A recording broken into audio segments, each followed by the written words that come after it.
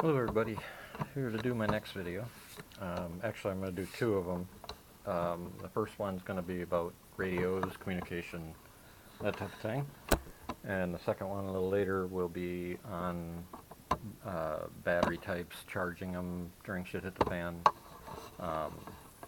gear and stuff like that that you can use to do so. And again, like usual, I have things that are pretty inexpensive, easy to use, yet rugged enough to hold up. All the stuff you're going to see I use and recommend. That's why I'm passing it on along to you. And again, I'll try to leave links where possible once I post these videos. To start off with the radios and communication, before I get into the actual radios, I am going to show you how I maintain my gear in terms of having the ability to program the radios, set them up the way I want, that type of thing. And also, one of the methods that I use to store all the information that I need for doing so, as well as a whole bunch of other stuff, which you'll see here in a moment. I've got to record this by holding this in my hand, because I need to, you'll see. Anyway, first, let me show you how I keep track of everything and basically set up things so that I've got all my documentation and everything always available and ready. And after shit hits the fan, you know, I'll have, hopefully, it'll be there for me to use afterward. I won't have to, I won't have to try and remember things from memory, that type of thing. Now, what I do is, I have a tablet, and I keep quite a bit on the tablet, but tablets can only hold so much. They also can't do certain things, because they're a tablet, they're not a computer. So what I did is I invested in a couple of laptops that, one, are built to be rugged. You can bang them around. They're used by the military. In fact, the two that I have are military surplus. They're inexpensive, and they're designed to withstand even a minor EMP type event. Nothing major, but some basic EMP type stuff. And be banged around quite a bit. The first one I'll show you here, this is a Panasonic CF30 Toughbook. And then the second one I have, now let me do the 30 first, and then I'll show you the second one. This first one is the larger of the two. They're both portable. As you can see, they look tough even. That's why they've got the name. And these are used by the military. The military today has even more beefed up and modern versions. Some nice features about them. They've got lit up, I know you can't see it in the camera, but the keyboards light up, so at night you can see what you're typing. They come with, built-in, there's an antenna, and this one happens to have wireless networking, wired networking, cell phone networking, GPS, and radio frequency capability. Now, most of the ones you get today don't have all of it. Most of them now have wireless, standard wired network, and just like any other laptop. Although you can add the other features to it if you want. It's hard to find these with the GPS capability too anymore. Another really nice feature, especially this model, they come with an SD card. You won't be able to see it because it's dark, but they come with an SD card slot, even a modem, external video slots. This one has, and the slots, by the way, are interchangeable. So in this one, I have my DVD drive, but I also have another card that goes in here. I just pull this out, and I plug the other one in, and I can plug in, what do you call them? Not memory cards, PCMI CA cards. They're little, if I had one I'd show you. And then another nice feature, obviously you get your mouse pad and stuff here, or you can use a mouse. But another really nice feature is they have built in, at least if you get the right, make sure you get what you're getting, full touchscreen. So I can do everything just by touching a screen with a pen, or I can even do it with my fingers. So I don't need to, and there we go. You don't absolutely have to use a pen, but as you can see, you can do everything with touchscreen, or a mouse, or the pad built into the thing. The other model I have, now this is the larger of the two that I have. The other model I have is the CF19, and this is a smaller version, by about half the size. It's really lightweight compared to the CF30. It has basically all the same features, except this one has one additional, which is really nice. And it is basically, let's see if I can do this without dropping the camera. Flip this little release here, and you can turn it into a tablet. So basically a laptop tablet. But it's a tough book.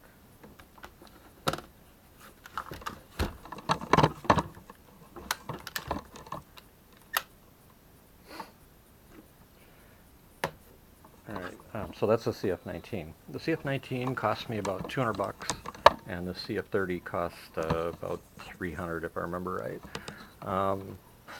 And of course you can get newer models today, but the brand new top-end models are thousands of dollars. So I would, I don't need a top-end model for the purposes that I use these things for. And like I said, one of the purposes is I keep all my data in here for shit hit the fan. Instead of trying to haul around a bunch of books and everything else, it just, you can't haul around a bunch of books. You just can't. And books only last so long because they're made out of paper. So I put everything on these two puppies and on a separate tablet as well. And I keep them on a separate drive in here. And as you can, I don't know, you won't be able to see the screen very well, but I've got all my stuff in here. I even have music, movies, some games. Let me see if I can plug in that other monitor. Maybe you'll be able to see better on that one. I hope so, because you're going to need to be able to see the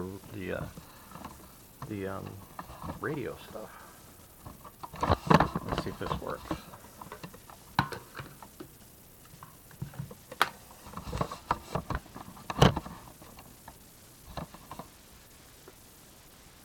Light out of the way. It's a little bit high, isn't it? I wonder.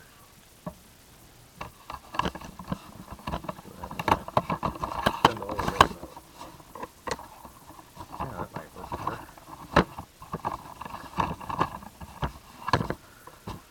And as you know by now, I am not a professional at this, so stop laughing.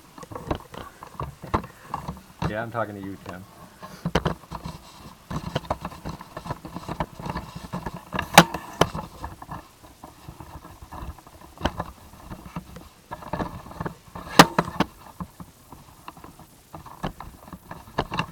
Alright, let's see if I can do this so you guys can see it.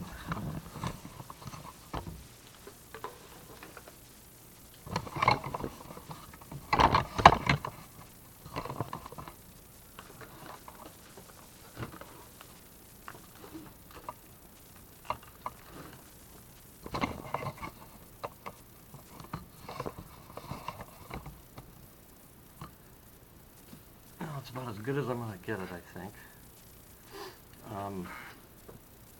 Anyway, hopefully if you can see it, I've got pretty much everything in here. Like emergency prep area, hydroponics, how to make traps and snares, gardening, medicine, other aids, alcohol, big game hunting, antibiotics, archery, backwoods cooking, Boy Scout stuff, butter for storage, canning breads, combat first aid, common diseases of farm animals, emergency childbirth, fighting fires, food-borne illness, book of knots, headaches, farm devices, how to make baskets, how to make biodiesel fuel, homemade batteries, how to purify water, and on and on and on and on. All right. So I have everything stored on little memory cards, and it basically allows me to keep everything in one spot, and I don't have to carry around a bunch of books. So those are the two ways that I keep information organized and stored. And as you saw, like I said, notice it's called Survival Drive. I also keep games on here, and movies, and music. So you're going to have something to do.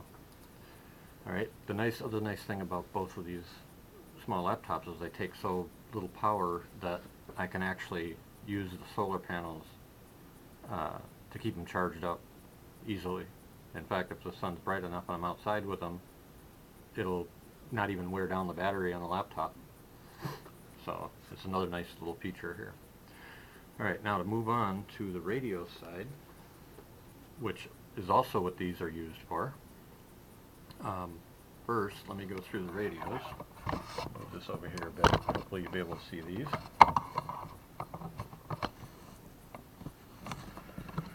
First radio, oops, that I'll touch on is, let's go with the basics. Everybody knows what a CB is.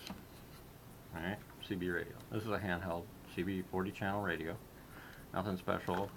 It's got all your standard CB radio capability.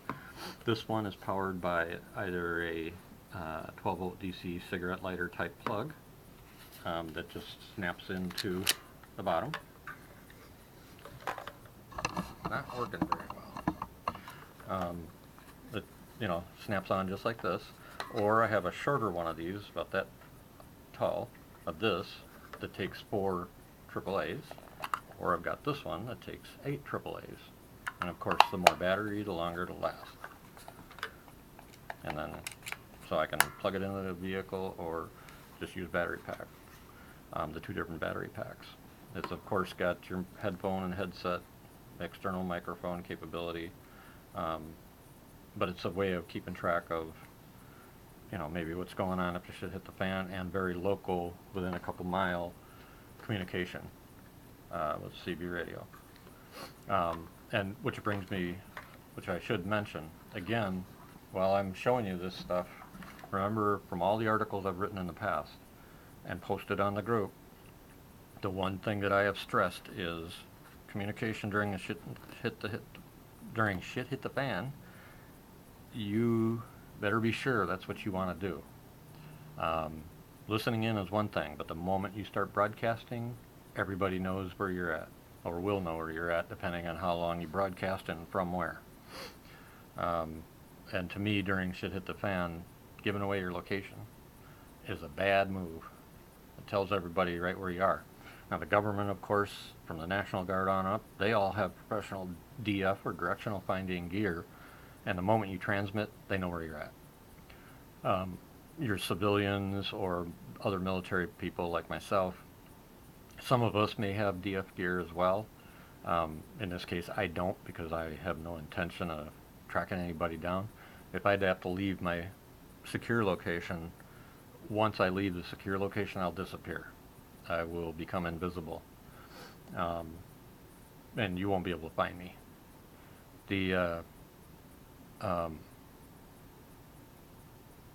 Everybody else will, though.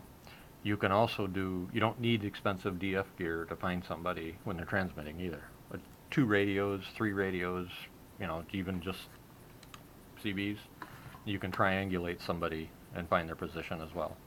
Not to mention, everything you broadcast is basically telling people information about who you are, what you're doing, where you're going, and so how many people are in your party, all sorts of stuff, what your capabilities might or might not be. So transmitting is something that you're going to have to do at your own risk and make a decision out of as to whether you want to take that risk. All right, another way of listening in without worrying about transmitting is by using a scanner. And I've got a couple here. One is a 400 megahertz and or 400, is it megahertz? I'm not a radio expert, so I think it's megahertz. 400, it's the 400 series and the other one is the 800 series. And basically what it allows me to do is input the frequencies that I want to scan and listen to. And with these type of models, I can also put in the frequencies and the channels for trunked systems, which the military, law enforcement, air traffic, National Guard, and many others use, as long as they're not encrypted. If they're open air repeater channels like the police and ambulance fire and stuff used today, a standard scanner is something you can use to listen in on, get some information, and you don't have to worry about transmitting because they can't transmit. The next level is something that a lot of people have, and that is a GMRS FRS radio. Now, these here are a little bit more expensive models that I have here, but this is the same thing. You've seen them in Walmart, you've seen them in Home Depot, you've seen them in the dollar store probably. You know, you can buy a 2-pack for $10 or whatever they are. There's all sorts of different models. You know, they're used. Most of the cheap ones are about this tall. You know, they're not as big as this one. This one's a little bit more expensive because it's fully waterproof. I can submerge it in water, and it'll float too. So I went with a little bit more expensive version, but it's basically the same thing as those $20 cheapo models you find in Walmart. And you'll notice on the packaging, they all talk about 35 miles. You can talk to each other 35 miles away. Bullshit. It's a complete lie. None of these, like this, can transmit and talk to each other 35 miles away. Now, the first problem is, at least up here, there's too many hills and cliffs and wooded areas and whatever else to even think about transmitting and talking that far. These work by line of sight. So if you have uneven ground, anything that gets in the way is going to block the signal. If I went down to Texas and tried to transmit on flat for 35 miles, you're still not going to get 35 miles. They can't do it. And I don't know why they get away with false advertising, but they do. The most you'll get out of this maybe in a flat area is 5 miles. Your normal distance, like around here as we've tested them, the most we've been able to get is about a mile. And again, we've got hills and wooded areas and everything around here. And we've been able to get about a mile with these. And that's it. Again, it comes down to, because these are GMRS and FRS, and everybody can buy a set for $20, basically anybody can listen into your channels again. They can be triangulated, the whole 9 yards. The other thing with these models, they have different sets of frequencies for each channel, and what a lot of people are not even aware of is that half of the channels actually require you to have a license from the FCC to transmit on them. They're a higher powered, higher frequency set of channels. All the other channels you can transmit on with these, and you don't need a license of any kind. But when people get these and they read the instructions, they find out that there are a set number of channels, and it tells you which ones they are, that you need a license to actually transmit on. The other thing about these type of radios is it has a method of I'm not sure how many secondary channels this one has, but it has the primary channel, which is the big number you see, and then you'll see there's a little number in there, and that little number is the secondary channel. So I could go channel 1 and then set the second channel from 1 to whatever it is that I don't remember how many are in this one. So in essence, you're double, triple, quadrupling the number of channels there actually is. Um, and that makes it harder for somebody to latch onto the channel you're talking on, true. But if somebody just sat here and went through each individual channel, they're eventually going to find the channel you're on, you know, because it's only 100 or 200 maybe at the most doing it that way. There's another reason that it's not really secure anyway either, and I'll show you that in a little bit. Or actually I did kind of talk to it about, but the scanner, you can program the frequencies for this into the scanner and just have it can instantly scan all the channels that this thing can talk on. So at some point they're gonna hear you as well. Another nice little feature for these kind of radios is that most of them do come with, let's see, let me unlock it. They come with the middle 30s. Sunday night, partly cloudy. Lows 10 to... So they come with the weather channels that you can get in on. They also have tones and extra features that, like this one has flashing and a steady light. It's got a high power and a low power transmit. Again, I can plug in a microphone or headset to this thing external wise. So those are the basic GMRS FRS radios that you can get. They're cheap. They're great for, you know, your group to communicate back and forth. But again, it comes down to whether you want to take the chance of transmitting or not. And unless somebody else is transmitting on these within a mile or two of your location, you're not going to hear them. Now, these are, you know, short range, obviously. That doesn't mean the government still can't listen in. The government has some equipment that they could be 100 miles away and still listen in on these puppies, even though you can't. So just be aware of that. The next type of radio is, you've heard a lot about shortwave and ham and stuff like that. And again, remember, I'm not a ham operator. I'm not a expert in frequencies and all that type of stuff.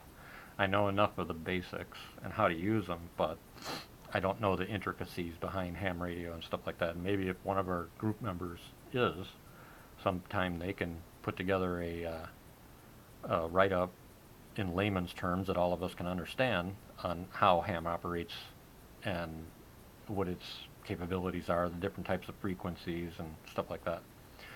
Anyway, so the next level up for should hit the fan type communication is one of the most popular by should hit the fan preppers and stuff like that are these little things. Baofeng is a well-known radio brand in use by a lot of should hit the fan and preppers and stuff like that. You can get 4 or 5 of these for $100. Now that's misleading because these are powerful, programmable, solid, well-made radios that work. And the fact that they're $20 a piece or so is just astounding. The big thing about them is they're a lot more complicated. And so unless you know exactly what you're doing and how to do it, they can be a little daunting in using them. Once you've got them set up, though, they're not too bad. It's got FM radio even, so you can log into the FM radio station just by clicking a button. And you just put in the radio station, you know, whatever the frequency is for the radio station on your FM radio, and you can listen in. They've got, of course, the LED light, the strobe. You can plug in headsets. In fact, did I bring one over here? Nope, I didn't. I've got headsets for each of mine that are boom mics. So the earpiece and then the microphone that sits near your mouth. and then you can just hang this on your vest or your belt or whatever. You don't have to walk around carrying this. You just have the boom mic sitting in your ear. This one here is a 5 watt model, and basically on a good day, without using a repeater frequency, you can get 10 miles, 15 miles, depending on, again, your terrain. Without a repeater, these are again line of sight type, but they're a lot more powerful than the GMRS. Now, the other nice thing about this is you can program these with any frequency you can come up with, including CB or GMRS or FRS. All those frequencies you can just easily program into here, and I'm going to show you here shortly how easy it actually is, which is another reason I have these laptops. You can program any frequency you can come up with in this, including repeater frequencies, which I mentioned before when I talked about the scanners. So if it's military, if it's air, if it's sea, if it's police, fire, rescue, ambulance, local, or just your own frequencies, whatever, doesn't matter. You can program these in, and away you go. And again, after shit hit the fan, you're normally with this and transmitting with these, you're supposed to have an FCC radio license, ham operator license. After shit hit the fan, nobody's going to care. But again, it comes down to, do you want to transmit and give away your position? Now this is what it looks like out of the box. Alright? And they come with, the clip-on and the battery pack right here. And then this is what they look like if you upgrade it, which I did with this one. I added a more extended antenna, and I added a lot bigger battery pack. This one also is the UV8 UV8 something. Oh, it's the F8 HP. So it's got a little bit more power. It's just basically a basic updated version. They're both do the same thing and all that. Also, I know you can't see it in the video. Well, maybe you can. But the keyboard is also lit in this one. I don't remember. Was it lit in the other one? Nope. Keyboard. Oh, yeah, it is. Okay, so both of them do have the lit keyboard. And again, FM radio, just like the other one, you can program the frequencies, etc., etc., etc. Now, mine, again, I'll probably lock out the ability to transmit, at least initially, until things settle down after shit hit the fan. And again, these are they are repeater able. So if I know the repeaters for local towers, I can use them to transmit hundreds of miles. Of course, if I get specific ham frequencies, I can put those in so that I can talk to people around the world under the right conditions. Basically, they have a lot of power, a lot of capability, and for the price, it's well worth having a couple of them just in case. I've got 4. And I figure with the 4 of those that I have and the couple of these that I have, for local communication, I'm covered. Now, let me show you how easy it is to actually work with these things. Let me get these here out of the way.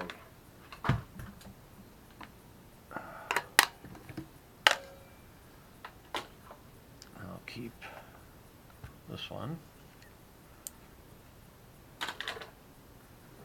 Basically, I have a USB cable, and it plugs into the radio right there. One thing to note, the USB cables, make sure if you do get these and you get the programming cable, which you're going to want to do, it's like $10 or something, make sure you get an authentic one, because the ones that are not authentic, they don't work. They're knockoffs, basically, and the company that makes these has a patent. So basically plug it in, turn on the radio,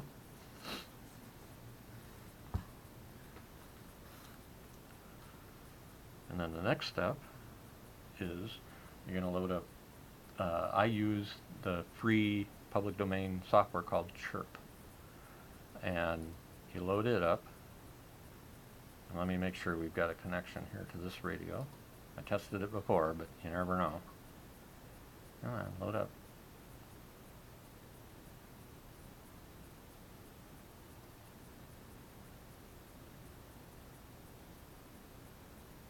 we go.